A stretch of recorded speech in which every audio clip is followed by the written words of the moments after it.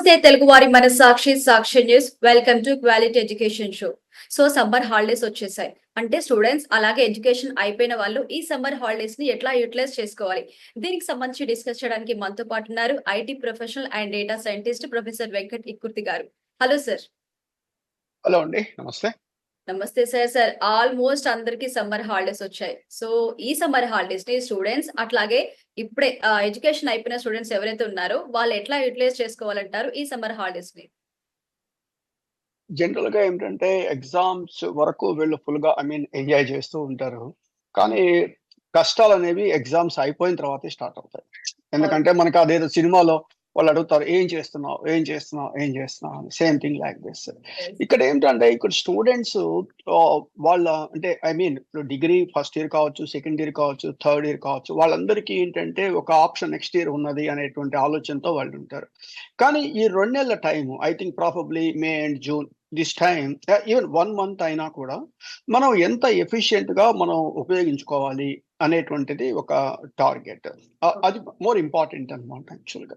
So suppose for example degree first year వాళ్ళు ఉన్నారు అనుకోండి, వాళ్ళు ఏంటంటే ఈ సమ్మర్ వెకేషన్ ని ఒక కొత్త టెక్నాలజీని నేర్చుకోవచ్చు, లేదా ఒక కొత్త స్కిల్ నేర్చుకోవచ్చు, లేకపోతే they want to improve their communication skills ని డెవలప్ చేసుకోవచ్చు, సంథింగ్ లైక్ దిస్. సో ఇలాంటి స్కిల్స్ ని వాళ్ళు డెవలప్ చేసుకోవచ్చు. అండ్ సెకండ్ ఇయర్ వచ్చేసారు అనుకోండి, అంటే ఫస్ట్ అండ్ సెకండ్ ఇయర్ అయిపోయింది, ఇంకా ఒక సంవత్సరంలో డిగ్రీ వాళ్ళకి నేను మాట్లాడుతుంది. సో వాళ్ళు ఇంకో సంవత్సరంలో మార్కెట్లోకి వెళ్ళాలి, లేకపోతే ఫర్దర్ ఎడ్యుకేషన్ చేయాలి అనుకోండి.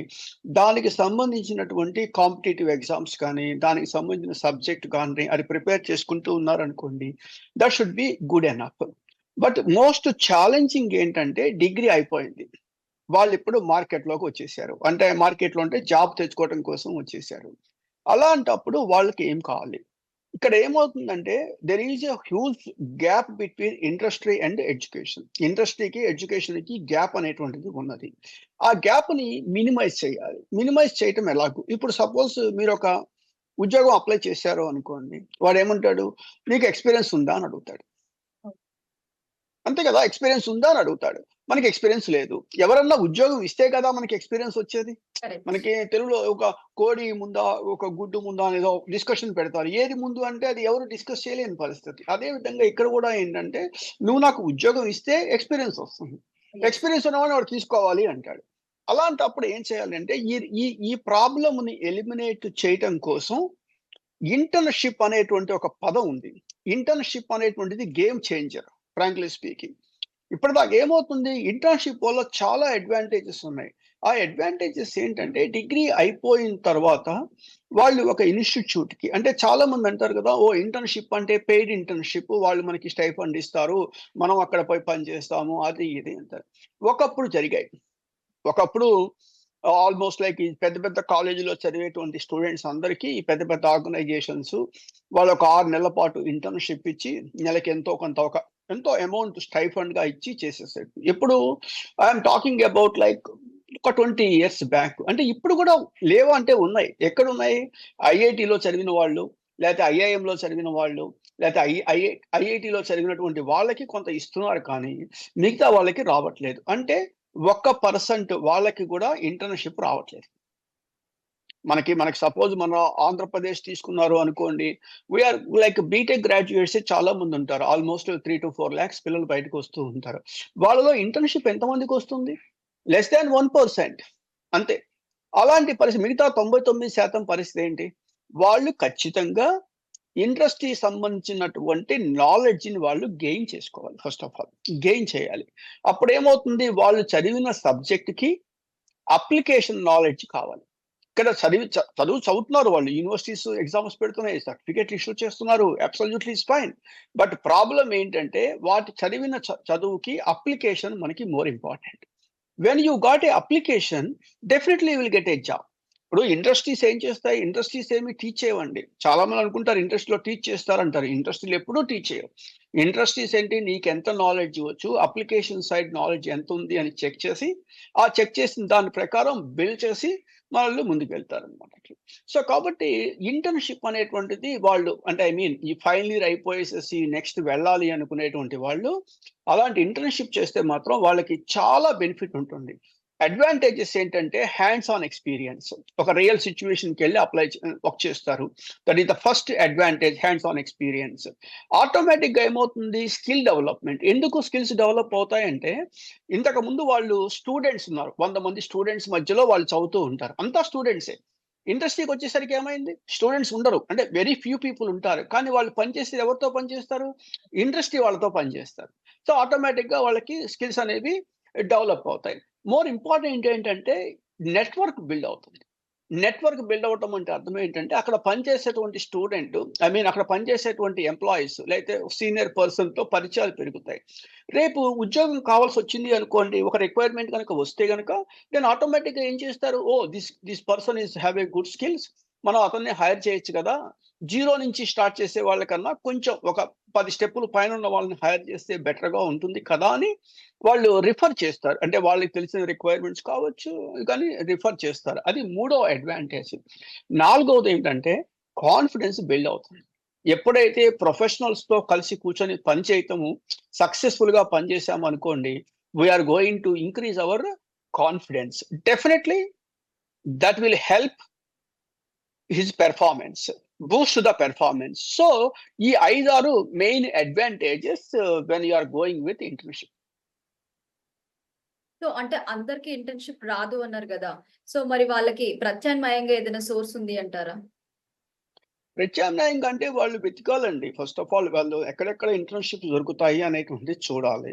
ఇండస్ట్రీ వాళ్ళ దగ్గరికి కనీసం వెళ్లి వాళ్ళని రిక్వెస్ట్ చేయాలి. లేకపోతే కొన్ని సందర్భాల్లో వాళ్ళు ఆహ్, పేమెంట్ పే చేసైనా సరే ఇంటర్న్‌షిప్ చేసే పరిస్థితి పెట్టుకోవాలి.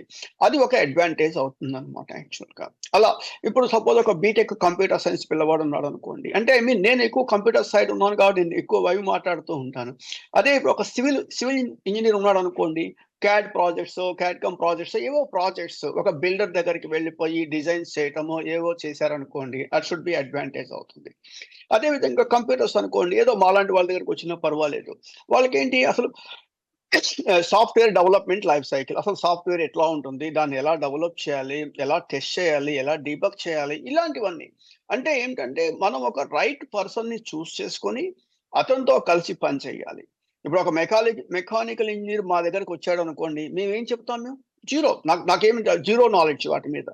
సో, కాబట్టి వాళ్ళు చూస్ చేసుకోవాలి. రైట్ పర్సన్ చూస్ చేసుకొని, అక్కడ పని చేసి నాలెడ్జ్ ట్రాన్స్‌ఫర్ తెచ్చుకోవాలనమాట. సో, అది ఒకటి. అదే విధంగా ఈ ఫార్మసీ స్టూడెంట్స్ ఉంటారు. వాళ్ళకేంటంటే వాళ్ళకున్న అవకాశాలు మనకు తెలిసిన విషయమే. ఒకటి మెడికల్ షాప్‌లో పనిచేసేయొచ్చు. లేకపోతే ఇండస్ట్రీకి వెళ్ళొచ్చు. లేతే డ్రగ్స్‌ని మార్కెట్ చేయొచ్చు. ఇవాళ మీరు ఏ ఫార్మసీకెళ్ళినా గూడా అనకూడదు గాని, మీకు చిన్న ఎగ్జాంపుల్ చెప్తున్నాను. If a doctor is making a wrong diagnosis, patient may die. అది ఇంపార్టెంట్. డాక్టర్ యొక్క importance in the society. A pharmacist dispense a wrong medicine, same thing is going to be happen. 10 సంవత్సరాల క్రితం హైదరాబాద్‌లో ఒక pharmacist 0.5 MG medicine ఇవ్వాల్సిన చోట చూడండి, 0.5 MG medicine ఇవ్వాల్సిన చోట 5 ఎంజీ ఇచ్చేసాడు. అంటే 10 రెట్లు ఎక్కువ డోస్ ఇచ్చేసారు. ఆ పేషెంట్ చనిపోయారు. చనిపోతే పెద్ద గొడవయింది. అప్పుడు ఆ డాక్టర్ అడిగాడు, "నేను రాసిన ప్రిస్క్రిప్షన్ ఇది. మీరేసిన ప్రిస్క్రిప్షన్ ఇది" అన్నారు. ఎక్కడ తప్పుంది? ఆ తప్పు. ఫార్మసిస్ట్ కాదతను. 10థ్ క్లాస్ తప్పిన క్యాండిడేట్ అక్కడున్నాడు. కాబట్టి మనము రియలైజ్ అవ్వాలి. ఈ జాబ్స్ సరే anyhow A pharmacist is dispense a wrong medicine, same thing is going to be happen. So, కాబట్టి వాళ్ళ అవకాశాలన్నీ వేరే వాళ్ళు లాగేసుకున్నారు పాపం. కాబట్టి వాళ్ళేం చేయాలి? ఈ clinical trials, drug development, clinical data management ఇలాంటి ఏరియాలో వాళ్ళు కొంచెం వర్క్ చేయడం స్టార్ట్ చేశారు అనుకోండి. వాళ్ళకి బెటర్ ప్రాస్పెక్ట్స్ ఉంటాయి. చాలా మంచిగా ఉంటుందన్నమాట. సో, వాళ్ళు ఇప్పటి నుంచి ఆలోచించాలి. డిగ్రీ అయిపోయిన రోజు నుంచి మనకి జాబ్ ఎలా రావాలి అనేటువంటిది వాళ్ళు ఆలోచినప్పుడు, ఓకే. మనం ఒక ఇండస్ట్రీ వాళ్ళ దగ్గరికెళ్లి పనిచేద్దాము. ఇండస్ట్రీ వాళ్ళ దగ్గర కూర్చుందాము. వాళ్ళ దగ్గర నేర్చుకుందాము అనే భావన వాళ్ళకొచ్చేసింది అనుకోండి. డెఫినిట్‌గా వాళ్ళకి సక్సెస్ అనేది ఖచ్చితంగా వచ్చేస్తుంది. సార్, మనం ఇప్పటి వరకు ఇంటర్న్‌షిప్ గురించి మాట్లాడుకున్నాం గదా! సో, ఇప్పుడు ఇంటర్న్‌షిప్ చేయకపోతే వచ్చే ప్రాబ్లమ్స్ ఏంటి అంటారు? చేయకపోతే వచ్చే ప్రాబ్లము వెరీ సింపుల్ అండి. ఒకటి, వాళ్ళకి ఉద్యోగం రావటం లేట్ అయింది అనుకోండి. ఇప్పుడు ఫర్ ఎగ్జాంపుల్ ఇప్పుడు మనం చూద్దాము. ఇప్పుడు అరేబియా సముద్రంలో ఇండియన్ నేవల్ ఫోర్స్ కొన్ని విన్యాసాలు చేస్తున్నారు. ఎందుకు చేస్తున్నారు ఈ విన్యాసాలు వాళ్ళు? Because that's a trial run. రేపు యుద్ధం చేయాల్సి వస్తే ఈ ట్రయల్ రన్ చేస్తున్నారు. మరి ఈ పిల్లలకి అంటే ఈ స్టూడెంట్స్‌కి రియల్ ఉద్యోగంలోకి వెళ్ళేటప్పుడు అదొక యుద్ధం అనుకోండి. ఆ యుద్ధానికి ఒక ట్రయల్ రన్ కావాలి కదా! ఆబ్వియస్లీ. ఆ ట్రయల్ రన్నే ఇంటర్న్‌షిప్. ఓకే. మీకు హోప్ యూ అండర్‌స్టాండ్. మనం చూస్తూనే లైక్ ఉన్నాం. మనం కార్పొరేట్ లైఫ్. విన్యాసాలు నడుస్తున్నాయి. అది రకరకాల so many activities are going on. అంటే ఏంటి ఇంత పెద్ద కంట్రీ ఒక చిన్న దేశం మీద యుద్ధం చేయటానికి ఇన్ని ప్రయత్నాలు, ఇన్ని జాగ్రత్తలు తీసుకునేటప్పుడు మనము ఉద్యోగంలోకి వెళ్ళాలి, కార్పొరేట్‌లోకి వెళ్ళాలి అనుకున్నప్పుడు మనం ఎన్ని జాగ్రత్తలు తీసుకోవాలి ఫస్ట్ ఆఫ్ ఆల్? సో, ఇట్లాంటి భావనను వాళ్ళకి డెవలప్ చేసుకోవాలి. సరే ఓకే. మీరన్నట్టు ఇంటర్న్‌షిప్ వల్ల చేయకపోతే ఏమవుతుంది? ఇంటర్న్‌షిప్‌లో చేయకపోతే మిమ్మల్ని టెస్ట్ చేసేవాళ్ళెవరు? ఇప్పుడు సపోజ్ మీరు ఇంటర్న్‌షిప్ చేసి ఏదో కంపెనీలో మీరు పనిచేశారనుకోండి. అక్కడ ఉన్నటువంటి వాళ్ళు మీ యొక్క స్కిల్స్‌ని టెస్ట్ చేస్తారు. ఓహ్! థిస్ గై ఈస్ గుడ్ అని. అప్పుడు వాళ్ళు రిఫర్ చేస్తారు. అసలు మీరు ఇంటర్న్‌షిప్‌కే వెళ్ళకపోతే ఈ 3,00,000 మంది బీటెక్ స్టూడెంట్స్‌లో మీరు ఒకళ్ళు. సో, కాబట్టి అది ఒక ప్రాబ్లమ్. First thing is. రెండోది ఏమవుతుందంటే, ఇంటర్న్‌షిప్‌కెళ్ళటం వల్ల ఏమవుతుంది, వాళ్ళు సర్టిఫికేషన్ చేసే అవకాశం ఉంటుంది. సర్టిఫికేషన్స్ అంటే అర్థం ఏంటంటే, గ్లోబల్ రికగ్నైజ్డ్ సర్టిఫికేషన్.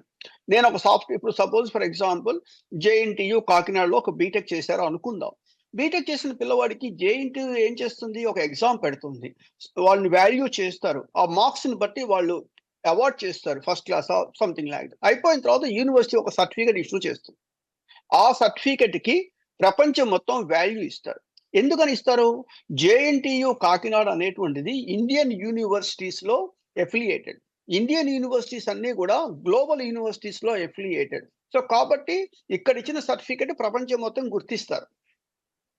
అట్లానే ఐటీలో కూడా ఇప్పుడు మైక్రోసాఫ్ట్, ఆరకిల్ లేతే ఎస్ఏఎస్ లేకపోతే సేల్స్ ఫోర్స్ ఇట్లా ఏదో ఒక గ్లోబల్ రికగ్నైజ్డ్ సర్టిఫికేషన్ చెయ్యాలి అంటే ఎవరు చెప్తారు? కాలేజీలో very few colleges are going that level. మిగతా కాలేజీలు ఏం చేస్తున్నారు? వాళ్ళ సబ్జెక్ట్ చెప్తున్నారు. వాళ్ళు కష్టపడి చదువుతున్నారు. ఎగ్జామ్ రాస్తున్నారు. బయటకొచ్చేస్తున్నారు. సో, వాళ్ళకి తెలియట్లేదు. ఎప్పుడైతే ఇండస్ట్రీ వాళ్ళ దగ్గరికి వచ్చారో అప్పుడు వాళ్ళకి తెలుస్తుంది. నేను ఇంకో చిన్న ఎగ్జాంపుల్ కూడా చెప్తాను మీకు. ఈ సిట్యుయేషన్ వచ్చింది కాబట్టి. కార్పొరేట్‌కి, ఎడ్యుకేషన్‌కి కొంచెం ఆలోచిస్తే, నేను ఒక చిన్న క్వెషన్ అడుగుతాను. కార్పొరేట్‌లో మనకి సొసైటీలో ఇద్దరు 2 టైప్స్ ఆఫ్ పీపుల్ ఉంటారు. ఒకళ్ళు కస్టమరు, ఇంకొకళ్ళు మ్యానుఫ్యాక్చరర్. ఈ క్వాలిటీ అనేటువంటిది ఎవరికి కావాలి? అనగానే మీరు చెప్తారు, "ఓహ్! ఇద్దరికీ కావాలి" అని చెప్తారు. ఓహ్! కరెక్టే. క్వాలిటీ కస్టమర్‌కి కావాలి, మ్యానుఫ్యాక్చరర్‌కి కావాలి. నా క్వెషన్ ఏంటంటే, who is more concerned about quality? Quality ఎవరికి కావాలి? చాలా మంది ఏం చెప్తారంటే కస్టమర్‌కి కావాలి అని చెప్తారు. కస్టమర్‌కి కావాలి అని చెప్పినప్పుడు లైక్ యూ నో కస్టమర్‌కి కావాలని చెప్పినప్పుడు అందరూ సోనీ టెలివిజన్ వాడుతున్నారా? అందరూ లైక్ సామ్‌సంగ్ టీవీ వాడుతున్నారా? కొంతమంది ఇంకో టీవీ రకరకాలు వాడుతూ ఉంటారు. కదా! సో, కాబట్టి ఏమైంది ఇప్పుడు కొన్ని టీవీలు వనిడా టెలివిజన్ ఇంతకుముందు ఒక యాడ్ ఉండేది.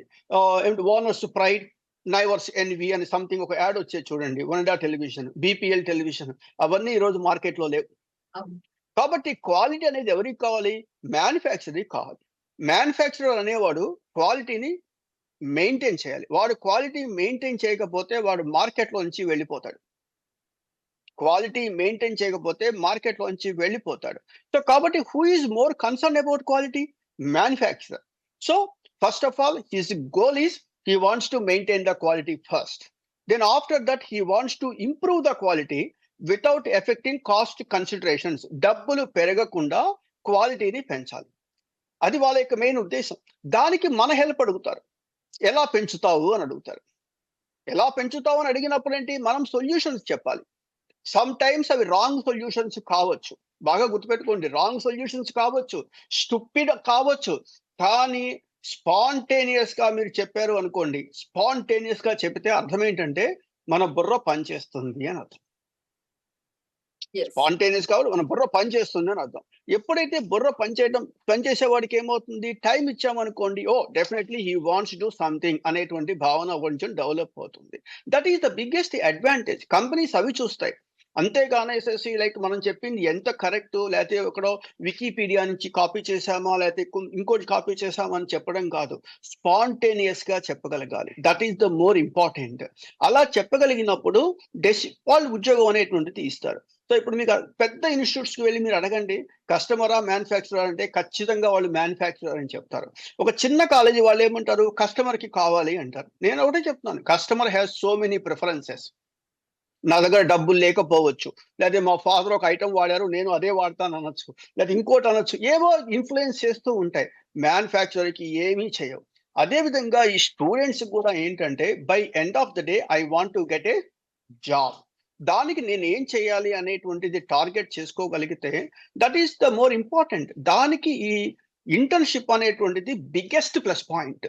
చాలా ప్లస్ పాయింట్ అన్నమాట యాక్చువల్లీ. సార్ అయితే ఇప్పుడు చాలా మంది డిగ్రీ అయిపోయాక, బీటెక్ అయిపోయాక వాళ్ళు నెక్స్ట్ ఫర్దర్‌గా ఏం చదవాలా? లేకపోతే జాబ్ చేయాలని చాలా కన్‌ఫ్యూజ్ అవుతూ ఉంటారు గదా! అంటే ఎక్కువ ఉద్యోగ అవకాశాలు దేంట్లో ఉన్నాయంటే ఏం చెప్తారు మీరు? అంటే ఇక బీటెక్ చదివేటువంటి పిల్లవాడికి ఫస్ట్ ఆఫ్ ఆల్ వాళ్ళకి ఎక్కడ మనకి ఇండియాలో ఎక్కడ ప్రాబ్లమ్ వస్తుందంటేనండి, ఫస్ట్ ఇయర్‌లో పిల్లవాడికి ఒక గోల్ సెట్ చేయాలి. ఇప్పుడు మీరు గుంటూరు నుంచి హైదరాబాద్ రావాలి అనుకున్నారనుకోండి, గుంటూరులో బయలుదేరేటప్పుడు ఆ బస్సుని చూస్తారు. 4 సార్లు చూస్తారు. ఇది హైదరాబాద్ పోతుందా? లేదా? చూసి దెన్ ఆఫ్టర్ థట్ మీరు బస్ ఎక్కి కూర్చుంటారు. అంతేగాని సగం దూరం వెళ్ళిపోయిన తర్వాత ఇది వెళ్తుందా? లేదా? అంటే కష్టం అయిపోతుంది. ఇవాళ ఏం జరుగుతుంది అంటే ఒక బీటెక్ చదివే పిల్లవాడు కావచ్చు, ఒక బీఫార్మసీ కావచ్చు, ఎవరైనా సరే, "అరే బాబు! నువ్వు బీటెక్ చేసిన తర్వాత నీకున్న ఆప్షన్స్ ఇవి. ఒకటి అమెరికా వెళ్ళటం. రెండవది ఉద్యోగం చేయాలనుకోవటం. లేదు ఎంటెక్ చేయాలి. ఎంటెక్ అంటే ఐఐటీల్లోనో, ఎన్ఐటీల్లోనో అక్కడ ఎంటెక్ చేయటము. లేకపోతే గవర్నమెంట్ జాబ్ తెచ్చుకోవటం. లేకపోతే ఎంట్రప్రెన్యూర్‌గా మారటం. అంటే సొంతగా బిజినెస్ చేయటం. అంటే ఈ 5 ఆప్షన్స్ ఉన్నాయి. ఈ 5 ఆప్షన్స్‌లో నీ ఇష్టం వచ్చింది నువ్వు సెలెక్ట్ చేసుకో. ఎప్పుడు సెలెక్ట్ చేసుకోవాలి? ఫస్ట్ ఇయర్‌లో సెలెక్ట్ చేసుకో. ఒకసారి సెలెక్ట్ చేసుకున్న తర్వాత వాళ్ళు మా దగ్గరికి రండి. అంటే మా దగ్గరకంటే నా దగ్గరికి కాదు. వాళ్ళ కాలేజీ ప్రొఫెసర్స్ దగ్గరకో ఎక్కడికో వెళ్ళిపోయి సార్ నేను ఇది సెలెక్ట్ చేసుకున్నాను సార్. నా గోల్ ఇది అన్నారనుకోండి. వాళ్ళు వాళ్ళకి హెల్ప్ చేస్తారు. ఖచ్చితంగా చేస్తారండి. ఏ ప్రొఫెసర్ కూడా హెల్ప్ చెయ్యను అని మాత్రం అనడు. 100% చేస్తారు. లేకపోతే మాలాంటి వాళ్ళ దగ్గరకొచ్చినా పర్వాలేదు. మేము చేస్తాం. ఇబ్బందేం లేదు. సో, ఫస్ట్ ఆ గోల్ సెట్టింగ్ అనేటువంటిది ఒకటి ఇంపార్టెంట్. వాళ్ళకి ఆ గోల్ అయిందనుకోండి ఆటోమేటిక్‌గా వాళ్ళు వస్తారు. ముందుకొస్తారు. ఇవాళ వాళ్ళ ప్రతి ఒక్కళ్ళ చేతిలో కూడా ఫోన్లుంటాయి. స్మార్ట్ ఫోన్ ఉంటుంది. సో, కాబట్టి వాళ్ళు ఏది నేర్చుకోవాలన్నా బేసిక్స్ వరకు ఆల్‌మోస్ట్ ఫ్రీగానే నేర్చుకోవచ్చు. బేసిక్స్ వరకు. అడ్వాన్స్‌డ్ ఇక్కడికి రావచ్చు. వీళ్ళు ఎప్పుడు ఆలోచిస్తున్నారు? ఫస్ట్ ఇయర్ ఎంజాయ్ చేస్తారు. సెకండ్ ఇయర్ అయిపోతుంది. థర్డ్ ఇయర్ అయిపోయిన తర్వాత అప్పుడు వీళ్ళ సీఎస్ఆర్ ప్రోగ్రామ్స్ స్టార్ట్ అవుతాయి. క్యాంపస్ రిక్రూట్‌మెంట్ అనో సంథింగ్ లైక్ దట్ ఏవో ప్రోగ్రామ్స్ స్టార్ట్ అవుతాయి. స్టార్ట్ అయిన తర్వాత ఏమవుతుంది? వాళ్ళేదో ఇంటర్వ్యూలు కండక్ట్ చేస్తారు. ఏదో సాలరీస్ ఇస్తారు. ఇవాళ మనం చూస్తున్నాం కదండీ! ఇన్ఫోసిస్ 4 లెవెల్స్ ఆఫ్ పీపుల్‌ని ఫైర్ చేశారు. మీకు తెలుసో లేదో పేపర్‌లో చూడండి. రోజు వస్తూనే ఉంది. ఇన్ఫోసిస్ ఫైర్ చేసింది. ఎందుకు ఫైర్ చేసింది? వాళ్ళు ఎగ్జామ్ పెడతారు. ఆ ఎగ్జామ్‌లో మనం ఇప్పటిదాకా రాసే ఎగ్జామ్స్ ఏంటి? 100కి 40 మార్క్స్. 100కి 40 మార్క్స్ అంటే మీకు 10 చాప్టర్‌లు ఉన్నాయనుకోండి. 10 చాప్టర్‌లలో మీ క్వాలిఫైయింగ్ ఎంత? 20 కదా! అంటే అర్థం ఎంత? 50% సిలబస్ చదివితే 100కి 100 వస్తాయి. యెస్. క్వాలిఫైయింగ్ 40 అంటే 2 చాప్టర్‌లు చదివితే వాడికి 40 మార్క్స్ వచ్చేస్తాయి. వాడు పాస్ అయిపోతాడు. ఆ పాస్ అయినటువంటి వాడు అక్కడికెళ్తే సక్సెస్ అవుతాడా? సక్సెస్ కాడు. సో, కాబట్టి ఏమవుతుందంటే సిస్టమ్ మారాలి. ఎడ్యుకేషన్ సిస్టమ్ మారాలి. లేనప్పుడు ఏమైపోయింది? వీళ్ళని అక్కడ తీసుకెళ్తారు. వాళ్ళు ట్రైనింగ్ ఇస్తారు. ఫస్ట్ వీక్ ఈ ట్రైనింగ్ ఇచ్చిన తర్వాత 100 మార్క్స్ ఎగ్జామ్ పెడతారు. అందుట్లో కట్ ఆఫ్ పెడతారు. 95 ఎంతో పెడతారు. ఈ 95 లేనటువంటి వాళ్ళని ఏం చేస్తారు? వాళ్ళని తీసేస్తారు. ప్రైవేట్ కంపెనీస్‌లో ఎన్ని గొడవలు చేసినా, ఏం చేసినా ఏమీ కాదండి. వాళ్ళకి కావాల్సింది క్వాలిటీ. ఆ క్వాలిటీ ఊరికే. క్వాలిటీ మీకు ఇంకో విషయం తెలుసో లేదో ఇది నాకు నిజం 90% కరెక్ట్ అనుకుంటున్నాను. డిఫెన్స్ సర్వీసెస్‌లో రిజర్వేషన్స్ అనేవి లేవండి. I am very sorry to say that. That's a fact. So, ఈ ప్రైవేట్ కంపెనీస్ కూడా అంతే. నాకెవరైతే రిజల్ట్స్ ఇస్తారో వాళ్ళే నాకు కావాలి అనేటువంటి భావన. ఎవరైతే పెర్ఫార్మ్ చేయలేకపోయారో వాళ్ళని ఫైర్ చేసేస్తారు. అట్లా అయిపోతుంది. ఎందుకు అయిపోతుంది అంటే ఇక్కడ బేసిక్ సిస్టమ్‌లో ఉన్న ప్రాబ్లమ్. వాళ్ళ యొక్క గోల్ సెట్ చేయలేకపోవటంతో ఫస్ట్ ప్రాబ్లమ్ వస్తుంది. ఒకసారి గోల్ సెట్ చేసిన తర్వాత వాళ్ళకి తెలిసిపోతుంది. ఓహ్! మనం ఇట్లా ఈ డైరెక్షన్‌లో వెళ్ళాలనుకుంటున్నాం అనుకున్నప్పుడు వాళ్ళు వెళ్తారు. మిగతా అందరూ హెల్ప్ చేస్తారు. ఇది మేజర్ ప్రాబ్లమ్ అండి. సో, కాబట్టి ఏంటంటే స్టూడెంట్స్ అందరికీ గూడా మనం ఒకటే చెప్తాం. ఇంటర్న్‌షిప్‌ని అస్సలు ఈ టైమ్‌ని ఇప్పుడు మిస్‌యూజ్. మీ ఇంట్లో నుంచి ఒక రూ. 1,00,000 పోయాయండి. నేనైతే ఇంత కూడా బాధపడను. ఎందుకంటే ఆ రూ. 1,00,000 నేను మళ్ళా సంపాదించుకోగలుగుతాను. నా దగ్గర నుంచి గంట సేపు టైం పోయిందనుకోండి, ఎన్ని కోట్ల రూపాయలు ఖర్చు పెట్టినా మీరు హ్మ్. ఆ గంట తెప్పి తేగలరా? లేదు. మీరు చెప్పండి ఎన్ని డబ్బులు పోతే సంపాదించొచ్చు. It doesn't matter. బట్ ఒక గంట పోయిందంటే రాదు కదా! కాదు.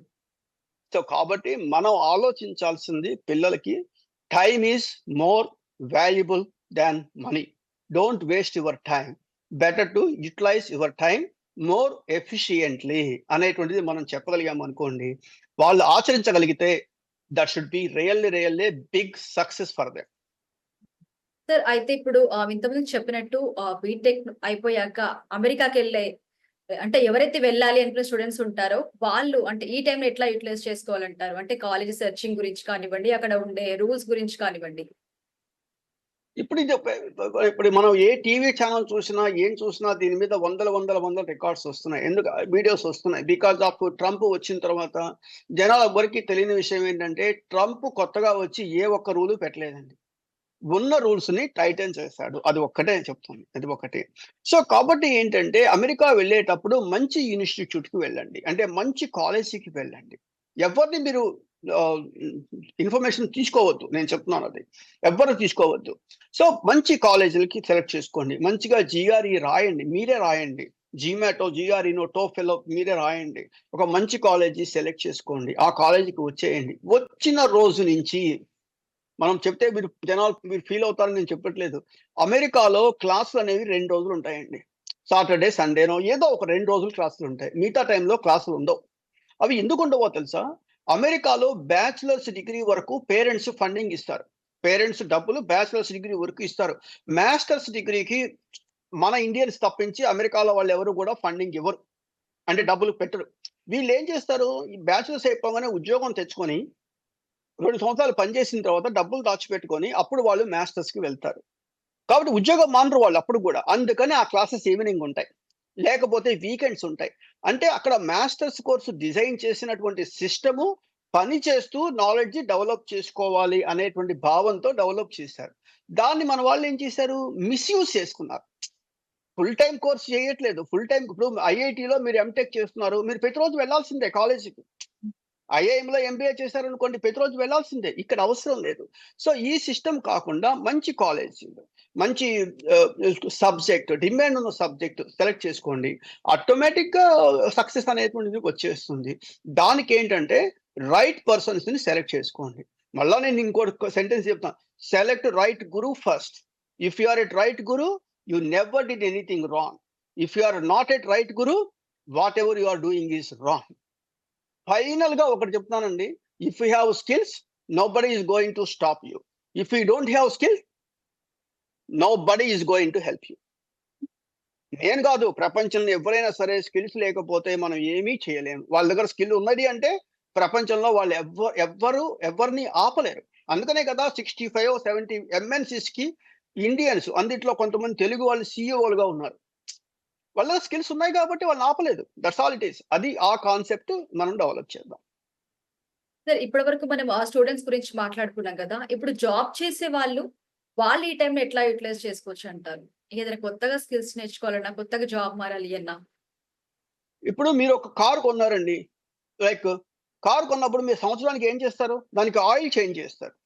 ఓవర్ ఆయిలింగ్ చేయిస్తారు. అవునా కాదా? అట్లానే మన మనిషి బాడీ గూడా ఓవర్ ఆయిలింగ్ ఆయిల్ చేంజ్ కావాలి. కాబట్టి ఏం చేయాలి? కొత్త స్కిల్స్‌ని డెవలప్ చేసుకోవాలి. నేర్చుకోవాలి. ఎందుకంటే సబ్జెక్ట్‌ని రిటైన్ చేయాలి. అంటే జాబ్ రిటైన్ చేసుకోవాలి. రిటైన్ చేసుకునే స్కిల్స్ ఎప్పుడొస్తాయి? మనకి సబ్జెక్ట్ ఉంటేనే మనకొచ్చేస్తాయి. కాబట్టి ఏంటి?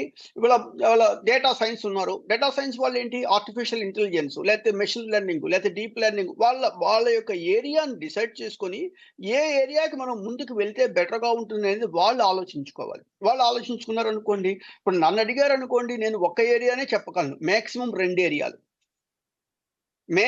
Managerial effectiveness by using with business intelligence. That's my favourite topic అది. సో, అది అంతవరకు ఆ 3 ఏరియాలు టచ్ చేసి నేను మెకానికల్ గురించో, సివిల్ గురించో, ఎలక్ట్రానిక్స్ గురించో పొర్రపాటున కూడా మాట్లాడను. ఎందుకు నా ఏరియా అది కాదు కాబట్టి. సో, కాబట్టి ఏంటంటే వాళ్ళ యొక్క నాలెడ్జ్‌ని కంటిన్యూయస్‌గా దాన్నేమంటారు షార్పెన్ చేసుకోవాలి. అంటే నాలెడ్జ్‌ని డెవలప్ చేసుకోవాలి. అలా డెవలప్ చేసుకోలేకపోతే చాలా చాలా సమస్యలొస్తాయి. నేను 10 సంవత్సరాలు లెక్చరర్‌గా వర్క్ చేశాను గదా!